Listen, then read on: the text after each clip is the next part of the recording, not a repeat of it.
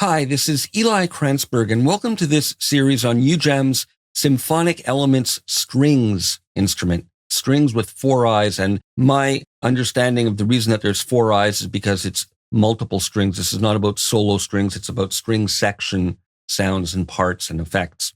So in this video, I want to kind of just go over how it works, but let's start by asking the initial question, what is strings and what isn't strings? Who is it good for?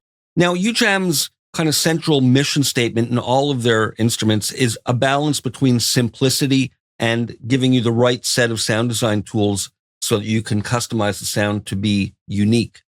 And there's always going to be a trade-off in any software instrument between complexity, giving you maximum control of every parameter, which takes a lot of time. There's a trade-off between that and ease of use, which lets you focus just on the music and getting parts done quickly and easily and simply. And UJAM are the masters at blending these sometimes competing requirements into one unified workflow and environment. So what strings isn't is multi-sampled strings where you want to go in and program up every note of every part and every articulation change, which some people do, and that's a beautiful thing. But that's not what this is about. Strings, like all of the UJAM instruments, is about triggering rhythmic phrases, being able to modify them, and being able to control the sound and tone and overall sound design aspect of them. So you don't really have to be a player to create convincing string parts with strings, and that's part of its appeal.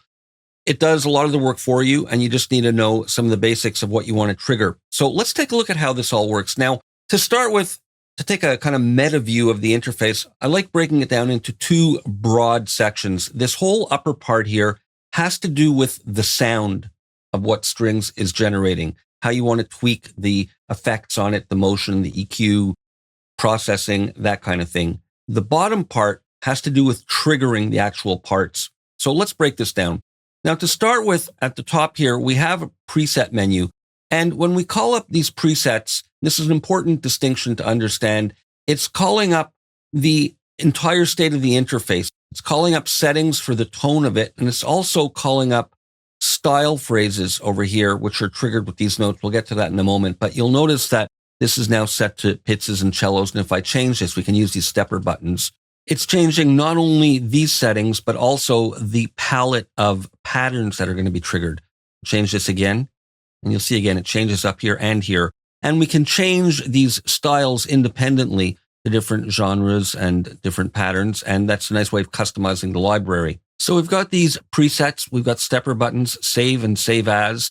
We've got volume control.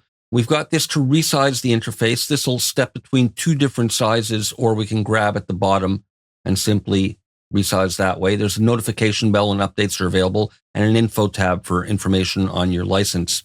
So this section is divided into three parts. We have low strings, high strings, and then a middle part for adjusting the processing.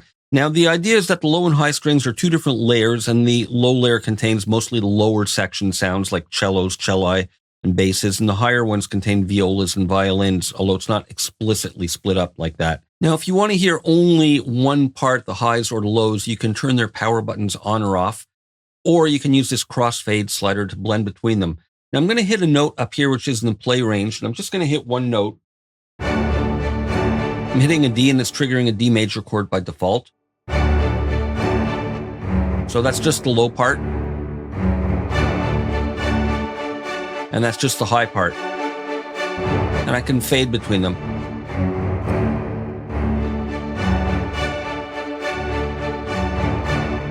Now we can customize the sounds. For example, on the low strings here, I'll just mute these for a moment so we can focus on this. We have character effects, which opens a rack of effects types that allow you to add character, in this case, to the low end. And you can adjust the effect depending on what you get with this knob. So for example, let's say I call up a notch filter.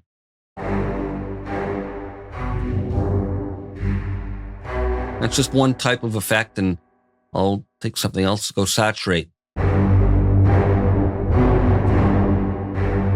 So the idea is that you can change the character of the sound simply with that. And this is a macro knob that's tied into several controls there. And again, we have stepper buttons here. And we have the same thing on the high end. Now, the motion field over here gives us access to another rack of effects. And these are time related to add movement to your strings.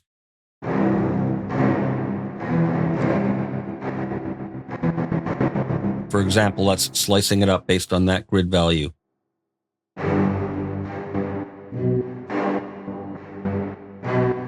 So they're interesting rhythmic style effects. And of course, we have the same settings here, and you can have different settings for the different sides, which will give some, different unique results.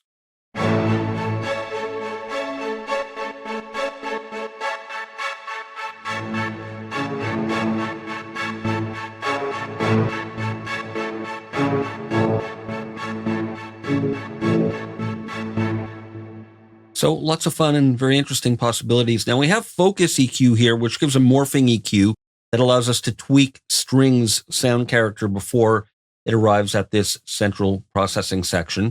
And we have a decay knob, which is basically the release envelope. And we have a link button. We can link the two sides together. You'll see both knobs moving, or we can have them independent. Let's say I'm going to hit a short note here. You can see my note off on the keyboard here.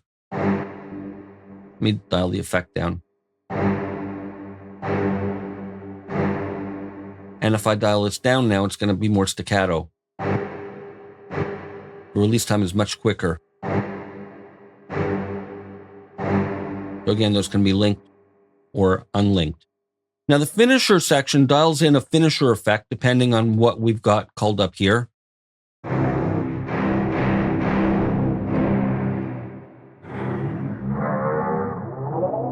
And these can be modulated, of course. We'll get to that later. So these call up a rack of different effects for interesting sound design to add a finishing set of effects onto the combined sound. In this case, we're only hearing the lows, but we can combine them. So that's very different from what we started with. Now, related to the finisher, we have the ambience control over here, and we can choose a preset there for different type of reverb effect.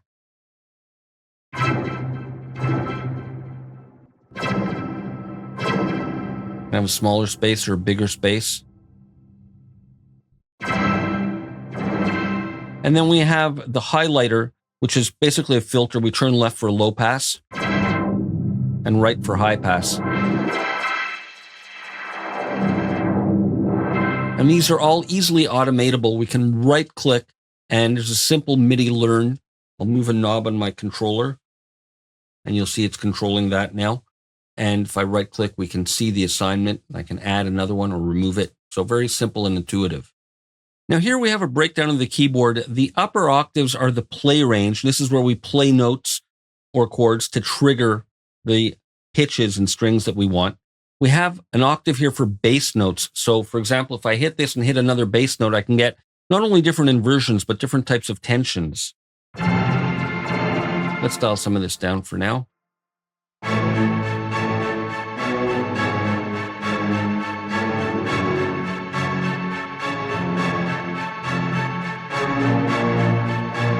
So really change the character of what you're doing by the different bass notes in that range. Now this range over here are the style phrases where we can select between 6 phrases on the white notes and 4 additions, which are like little accents. And we'll explore these in the next video. Now on the right here, we have some fields affecting timing. Right now we're in note sync mode, meaning it's going to trigger as soon as I hit a note, but we can sync to the beat. So if we're working in our DAW with a tempo and click, it'll trigger right on the beat rather than freely. Way of quantizing the input. We have some timing nuances. We can introduce a swing offset to the rhythmic patterns. And again, we'll explore this in the next video. And we can play at double speed or half speed as well. And we can also conform to a specific key if you want. If you're not quite sure of your harmony, you can have it kind of do it for you. And over here, we have a latch button so that we don't need to keep our fingers down on the notes for them to keep playing. And this is the style menu, which we looked at before, and stepper buttons for it. So that's the big picture. Next video, we'll explore this bottom half in a little bit more detail and put it to work.